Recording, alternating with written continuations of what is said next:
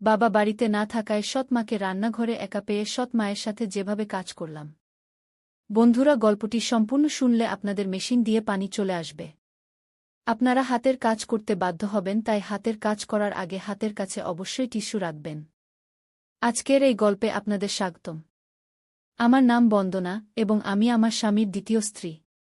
গ্রীষ্মের দুপুর ছিল, সূর্য যেন আকাশ থেকে আগুন বর্ষণ করছিল আর বাড়িটি স্বাভাবিকের চেয়ে বেশি নিস্তব্ধ লাগছিল। আমি রান্নাঘরে দাঁড়িয়ে তাজা সালাদ তৈরির জন্য ফল কাটছিলাম এবং নিজের চিন্তাগুলোকে ব্যস্ত রাখার চেষ্টা করছিলাম। আমার স্বামী যেমন সবসময় কাজে ব্যস্ত থাকতেন, যা আমাদের পরিবারের চেয়ে বেশি তার সময় দাবি করত। আমি তার দীর্ঘ অনুপস্থিতি এবং এর সাথে আসা একাকিত্বের সাথে অভ্যস্ত হয়ে গিয়েছিলাম। কিন্তু আজকের দিনটা কিছুটা আলাদা লাগছিল, কারণ আদিত্য, আমার ২৪ বছরের সৎ ছেলে, হঠাৎ রান্নাঘরে চলে এলো। তার উপস্থিতি সবসময় স্বাভাবিক এবং শক্তিতে ভরপুর থাকত, যা ঘরে প্রবেশ করতেই যেন প্রাণ সঞ্চার করে দিত। বছর ধরে আমি তাকে আমাদের পরিবারের অংশ হিসেবেই মেনে নিয়েছিলাম, কিন্তু সম্প্রতি আমি তার আচরণে ছোট ছোট পরিবর্তন লক্ষ্য করছিলাম, আর সেগুলোকে উপেক্ষা করা এখন আমার পক্ষে কঠিন হয়ে উঠছিল। কিছু সাহায্য লাগবে? সে এসেই জিজ্ঞেস করল। তার কণ্ঠস্বর স্বাভাবিক ছিল, কিন্তু তাতে সামান্য অনিচ্ছা বোধ হচ্ছিল। সে আমার দিকে তাকাল, তারপর সেই ফলের দিকে যা দিয়ে আমি সালাদ কাটছিলাম। আমি তখন কোনো কথা না বলে সালাদ কাটতে থাকলাম, আর তার দৃষ্টি এক পলকের জন্য আমার উপর আটকে গেল। আমি হাসতে হাসতে তাকে একটি ছুরি দিলাম এবং বললাম, শোনো বেটা, তুমি কি সালাদ কাটতে আমাকে সাহায্য করতে পারো? সে তৎক্ষণাৎ মাথা নেড়ে সম্মতি জানিয়ে আমার পাশে এসে দাঁড়াল এবং কাটতে শুরু করল। শুরুতে তার হাত স্থির ছিল, কিন্তু সময় যেতে যেতে আমি লক্ষ্য করলাম তার মুঠোতে সামান্য কাঁপুনি ছিল। একবার আমি একটি বাটি নেওয়ার জন্য হাত বাড়ালে আমাদের হাত পরস্পর স্পর্শ করল। সে এক মুহূর্তের জন্য থেমে গেল, তারপর দ্রুত পিছিয়ে গেল। এরপর ক্ষমা চেয়ে কিছু অস্পষ্ট কথা বলল, যার উপর আমি মৃদু স্বরে বললাম, কিছু হয়নি, যেন কিছুই ঘটেনি। কিন্তু ভেতরে ভেতরে আমি তার প্রতি বাড়তে থাকা আকর্ষণের সংকেতগুলোকে উপেক্ষা করতে পারছিলাম না। কাজ করার সময় আমি তাকে বারবার আমার দিকে তাকাতে দেখলাম। তার চোখ প্রতিবার আমার দিকে তাকানোর পর দ্রুত অন্য দিকে ঘুরে যেত।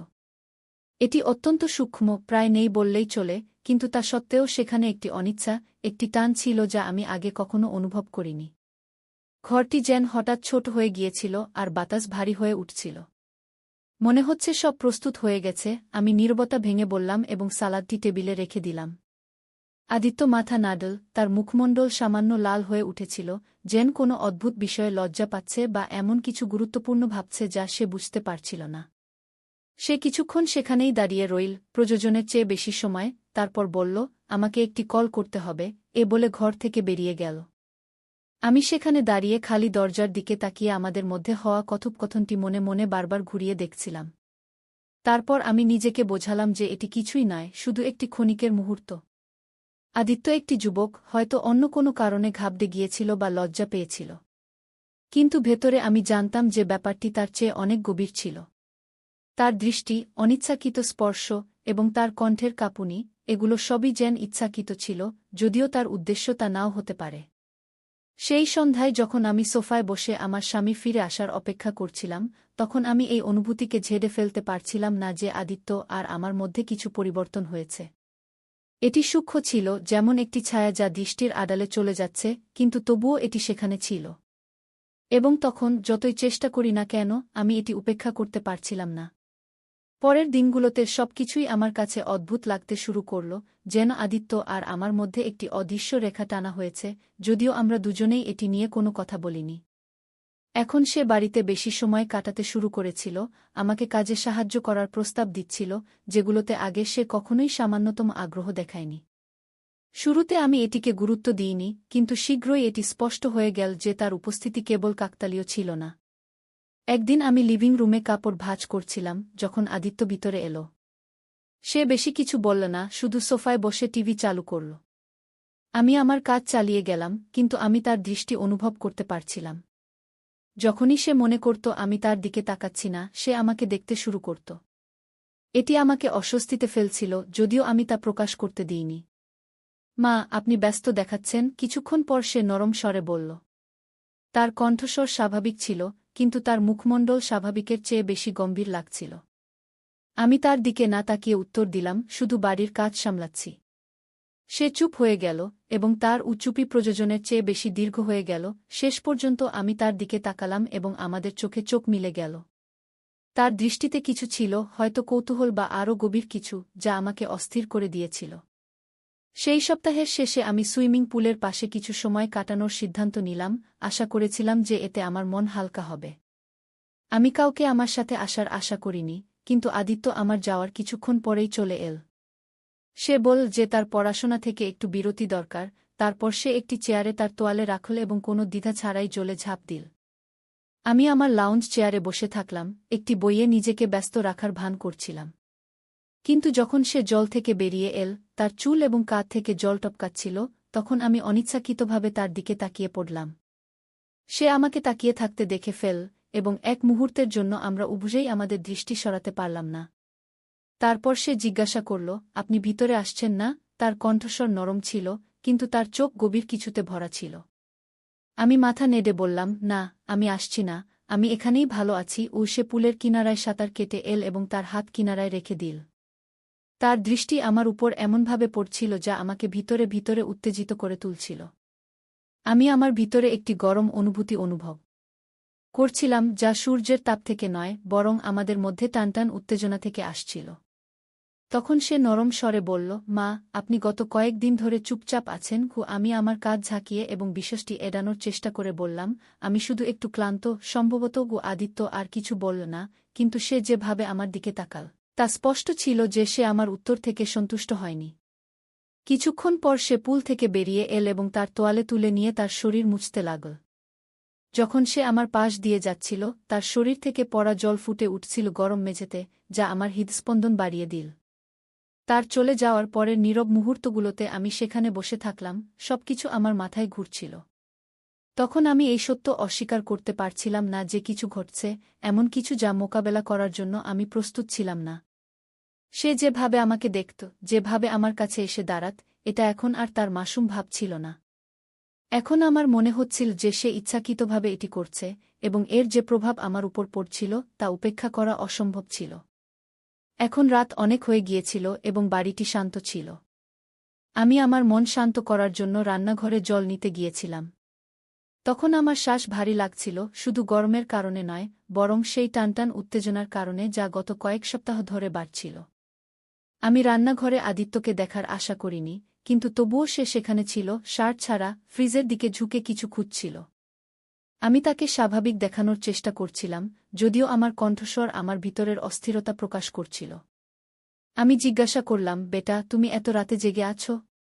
ঘুম আসছে না? সে আমার দিকে না তাকিয়ে উত্তর দিল। তারপর সে ফ্রিজ বন্ধ করে আমার দিকে ঘুরল। তার চোখ আমার চোখের সাথে মিলে গেল, এবং তার মুখে এমন কিছু ছিল যা আমার শ্বাস রুদ্ধ করে দিল। একটি অদ্ভুত মিশ্রণ ছিল তার দৃষ্টিতে এবং তার সাহসে। কিছুক্ষণ আমরা উভয়েই কিছু বললাম না, শুধু আমাদের মধ্যে নীরবতা গুঞ্জরিত হচ্ছিল, সেই শব্দগুলোতে ভরা যা আমরা কেউ বলার সাহস পাচ্ছিলাম না। আমি তার দৃষ্টির ভার আমার অস্তিত্বে অনুভব করতে পারছিলাম। তার চোখ আমার হাতে ধরা গ্লাসে নয়, বরং আমার বুকে স্থির ছিল। তখন সে বলল, মা, আমি তোমাকে কিছু জিজ্ঞাসা করতে চাই। তার কণ্ঠের দ্বিধা ছিল। আমি মাথা নিচু করে বিষয়টিকে হালকা দেখানোর চেষ্টা করে বললাম, কি? সে একটু ইতস্তত করল, তারপর পরের মুহূর্তেই সে এক পা এগিয়ে এসে বলল, মা, তুমি এত সুন্দর কেন? তুমি কি কখনো অনুভব করেছ যে তুমি সেখানে নেই যেখানে তোমার থাকা উচিত? শুধু একটি সুযোগ দাও, আমি সব ঠিক করে দেব। তার প্রশ্ন এবং উত্তর আমাকে হতবাক করে দিল। আমি তার মুখের দিকে তাকালাম, এটি বোঝার চেষ্টা করছিলাম যে সে কি বলতে চাইছে। কিছুক্ষণ পর আমি বললাম, তুমি কি বলতে চাও? সে ধীরে ধীরে বলল, আমার মানে, তুমি যেন অন্য কিছুর জন্য তৈরি, আরও বড় কিছুর জন্য, যা তোমার আত্মাকে শান্তিতে ভরিয়ে দেবে। কিন্তু দেখো না, তুমি এমন এক জীবনে আটকে আছো যা তোমার জন্য তৈরি হয়নি। তখন আমি জানতাম না কিভাবে তার এই কথার উত্তর দেব, কারণ তার শব্দগুলো যেভাবে আমার ভিতরে চাপা অনুভূতিগুলোকে জাগিয়ে তুলছিল, এমন কিছু ছিল যা আমাকে ভিতর থেকে নাড়িয়ে দিয়েছিল। এর আগে যে আমি কোনো উত্তর ভাবতে পারি, সে আরও এক ধাপ কাছে চলে এলো, এত কাছে যে আমি তার উপস্থিতির উষ্ণতা অনুভব করতে শুরু করলাম। তখন আমি বলতে শুরু করলাম, আদিত্য। কিন্তু ঠিক তখনই সে আমাকে মাঝেই থামিয়ে দিল এবং বলল, মা, আমি জানি এসব ভুল। তখন তার কণ্ঠ কাঁপছিল। আমি জানি আমার এমন অনুভব করা উচিত নয়, কিন্তু আমি এটা থামাতে পারছি না। আমি অনেক চেষ্টা করেছি, কিন্তু পারছি না। আদিত্যের এই কথাগুলো শুনে আমি তার দিকে তাকালাম, তখন আমার হৃদয় এত জোরে ধড়ফড় করছিল যে মনে হচ্ছিল সেও হয়তো এটা শুনতে পাচ্ছে। তখন আমি ধীরে ধীরে বললাম, আদিত্য, আমরা এটা করতে পারি না কি? তখন আমার কণ্ঠ হঠাৎ ফিসফিসে হয়ে গেল, না নড়লাম, না সে তার দৃষ্টি আমার থেকে সরাল। তখন সে আমাকে একজন ক্ষুধার্ত সিংহের মতো দেখছিল। তারপর সে বলল, মা, আমি সব সময় তোমার কথা ভাবি। আমি এমন ভাবতে চাই না, কিন্তু আমি নিজেকে এমন ভাবা থেকে থামাতে পারছি না। এখন আমি যেখানেই তাকাই শুধু তোমাকেই দেখি। তখন তার শব্দগুলো বাতাসে ঝুলে থাকল, খোলা এবং কোনো বাধা ছাড়াই। তখন আমি তাকে থামাতে চাইলাম, তাকে চলে যেতে বলতে চাইলাম এবং এই কথোপকথনকে কখনোই হয়নি এমন ভেবে নিতে চাইলাম। কিন্তু আমি তা করতে পারলাম না। আমি একবার চেষ্টা করলাম, কিন্তু পারলাম না।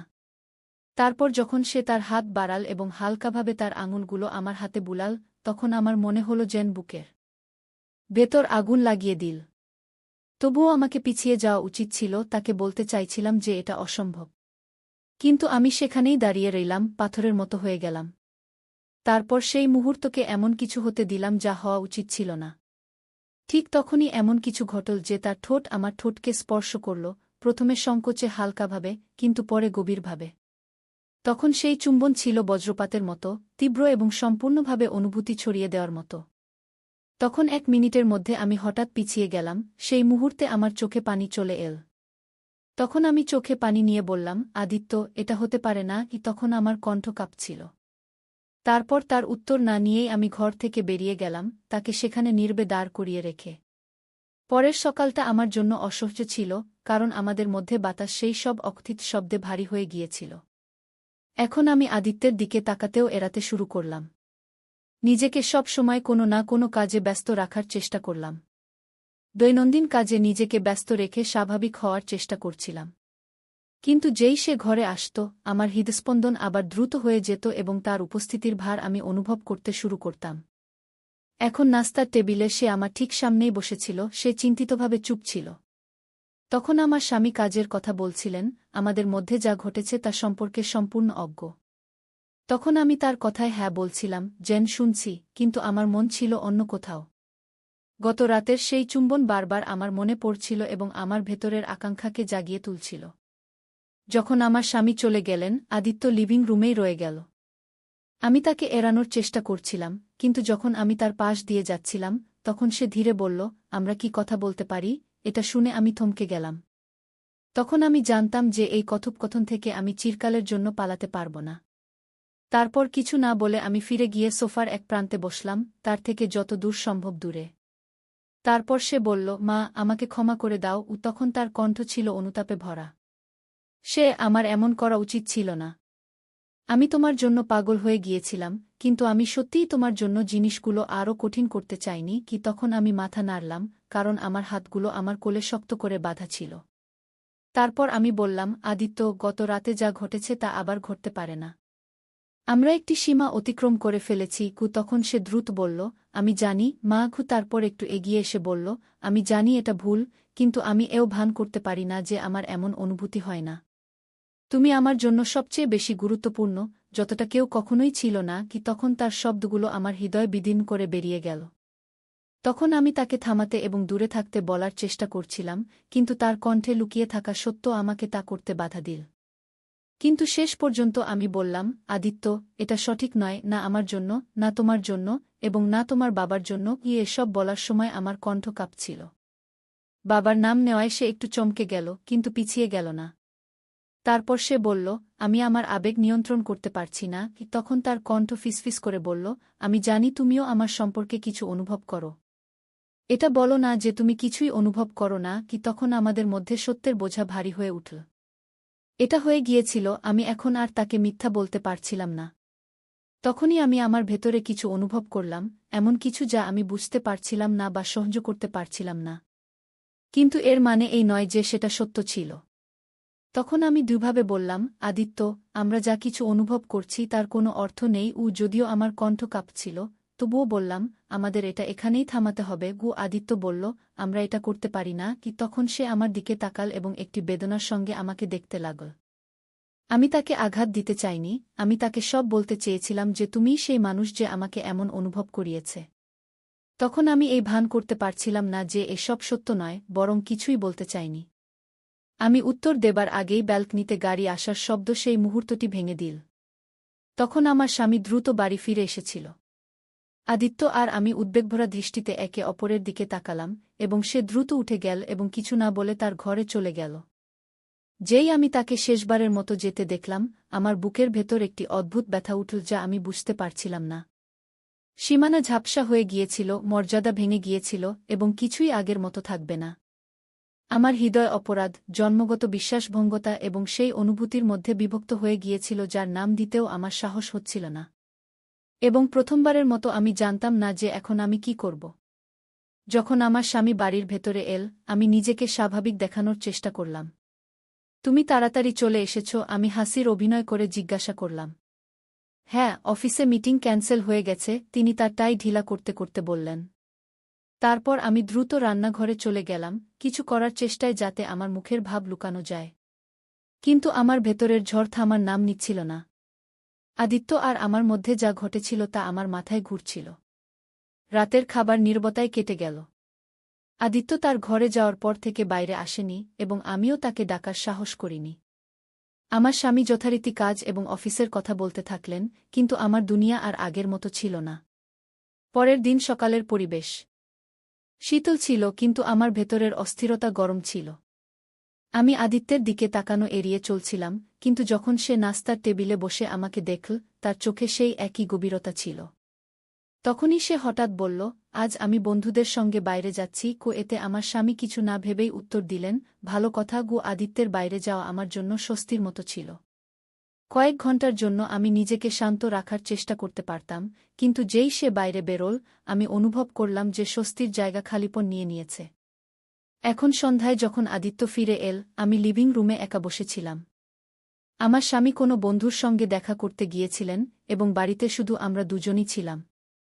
তখন আদিত্য সোজা আমার দিকে তাকিয়ে বলল, মা, এখন আমাদের কথা বলতে হবে। তার কণ্ঠ গম্ভীর ছিল।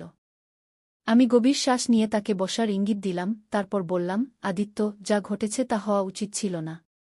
এটা ভুল। আমাদের এখানেই থামাতে হবে। সে চুপ করে রইল, কিন্তু তার চোখ আমাকে পড়ছিল। কিছুক্ষণ পর শেষ পর্যন্ত বলল, আমি জানি এটা সঠিক নয়, কিন্তু আমি যা অনুভব করি তা মিথ্যা নয়। এবং আমার মনে হয় না তুমিও এটা অস্বীকার করতে পারো। আমি বললাম, আদিত্য, আমি তোমার বাবার স্ত্রী। আমাদের জীবন আলাদা। তোমাকে এটা বুঝতে হবে। সে গভীর শ্বাস নিয়ে বলল, আমি তোমাকে কখনো কোনো সমস্যা দেব না। আমি শুধু চাই তুমি জানো যে আমি তোমাকে কতটা ভালোবাসি। কিন্তু যদি তোমার জন্য এখানেই থামানো জরুরি হয়, আমি এটা বুঝতে পারি। তার কথাগুলো আমার হৃদয় ভেঙে দিল। আমি জানতাম সে সত্য বলছে, কিন্তু যে সত্য আমি অনুভব করছিলাম তা আমাদের জীবন ধ্বংস করতে পারত। এরপর কয়েক দিনের মধ্যে আদিত্য আমার থেকে দূরত্ব বজায় রাখা শুরু করল। সে বাড়িতে সময় কাটানো কমিয়ে দিল এবং বন্ধুদের সঙ্গে বেশি বাইরে থাকতে লাগল। আমাদের মধ্যকার নীরবতা এখন একটি সমঝোতায় পরিণত হয়েছিল। কয়েক সপ্তাহ পর সে ঘোষণা করল যে সে পড়াশোনার জন্য শহরের বাইরে যাচ্ছে। আমার স্বামী এটা শুনে খুশি প্রকাশ করলেন, কিন্তু আমার ভেতর একটি খালিপন বাসা বেঁধেছিল। যেদিন সে গেল, আমি আমার ঘরে একা বসেছিলাম। সে বাড়ি থেকে বেরোনোর আগে আমার কিছু বলল না, কিন্তু যখন আমি জানালা দিয়ে বাইরে তাকিয়েছিলাম, সে ফিরে তাকিয়ে আমার দিকে দেখল। তার চোখে অশ্রু ছিল, কিন্তু তার মুখে একটি হালকা হাসিও ছিল, যেন বলছে, সব ঠিক হয়ে যাবে। তার চলে যাওয়ার পর আমি ধীরে ধীরে আমার ভেতরের সংঘাতকে মেনে নিলাম। আমি জানতাম যা ঘটেছে তা কখনো হওয়া উচিত ছিল না, কিন্তু যে অনুভূতিগুলো আমাদের মধ্যে ছিল, যে ভালোবাসা গভীরে প্রস্ফুটিত হয়েছিল, তা মিথ্যা ছিল না। এখন জীবন আবার স্বাভাবিক দেখাচ্ছিল, কিন্তু প্রতিবার যখন আমি একা থাকতাম, সেই মুহূর্তটি আমার মনে পড়ে যেত এবং সেই স্মৃতির সাথে এখন একটি অসম্পূর্ণ গল্পের বোঝা আমার হৃদয়ে চিরকালের জন্য বসে গিয়েছিল। তাহলে বন্ধুরা, এটা ছিল আমাদের আজকের ছোট্ট গল্প। আপনি এই গল্পটি কেমন লাগলো তা কমেন্ট করে অবশ্যই জানান। আর যদি গল্পটি আপনার ভালো লেগে থাকে, তবে এটি লাইক করুন এবং আপনার বন্ধুদের সাথে শেয়ার করুন। এমনই রোমাঞ্চকর গল্পের জন্য আমাদের চ্যানেল সাবস্ক্রাইব করুন এবং বেল আইকন টিপতে ভুলবেন না, যাতে আপনি আমাদের কোনো গল্পই মিস না করেন। ধন্যবাদ।